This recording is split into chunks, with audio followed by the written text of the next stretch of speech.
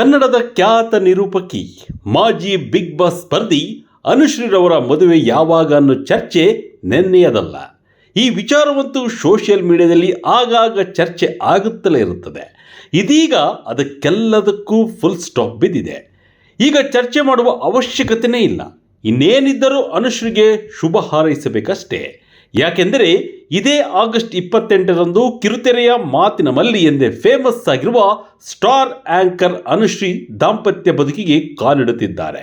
ಇವರ ಬಹುಕಾಲದ ಗೆಳೆಯ ರೋಷನ್ ಜೊತೆ ಅನುಶ್ರೀ ಮದುವೆ ನಡೆಯುತ್ತಿದೆ.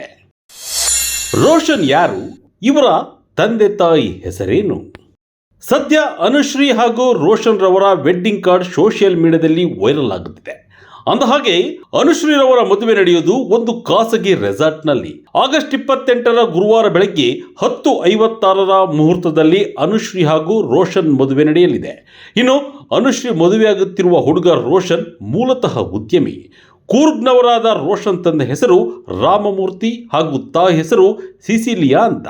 ಅಂದಹಾಗೆ ಅನುಶ್ರೀ ಹಾಗೂ ರೋಷನ್ ಹಲವು ವರ್ಷಗಳಿಂದ ಪ್ರೀತಿಯಲ್ಲಿದ್ದು ಇವರದ್ದು ಲವ್ ಕಮ್ ಅರೇಂಜ್ಡ್ ಮ್ಯಾರೇಜ್ ಅಂತ ಹೇಳಲಾಗ್ತಿದೆ. ಇನ್ಮೇಲೆ ಏಕಾಂಗಿ ಅಲ್ಲ, ಅರ್ಧಾಂಗಿ.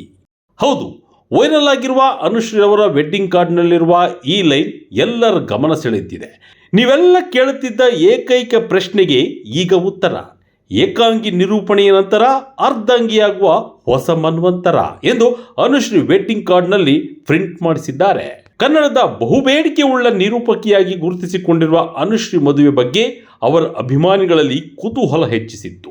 ಅವರು ಎಲ್ಲೇ ಹೋದರೂ ಮದುವೆ ಯಾವಾಗ ಅನ್ನೋ ಪ್ರಶ್ನೆಯನ್ನು ಕೇಳಲಾಗ್ತಿತ್ತು. ಆಗೆಲ್ಲ ಏನಾದರೂ ಫನ್ನಿಯಾಗಿ ಉತ್ತರಿಸಿ ಅನುಶ್ರೀ ಸುಮ್ಮನಾಗಿ ಬಿಡುತ್ತಿದ್ದರು. ಸದ್ಯ ನಿಜವಾಗಿಯೂ ದಾಂಪತ್ಯ ಜೀವನಕ್ಕೆ ಕಾಲಿಡುತ್ತಿರುವ ಅನುಶ್ರೀಗೆ ಅಭಿಮಾನಿಗಳು ಮತ್ತು ಆಪ್ತರು, ಚಿತ್ರರಂಗದ ಗಣ್ಯರು ಶುಭಾಶಯಗಳನ್ನು ತಿಳಿಸುತ್ತಿದ್ದಾರೆ.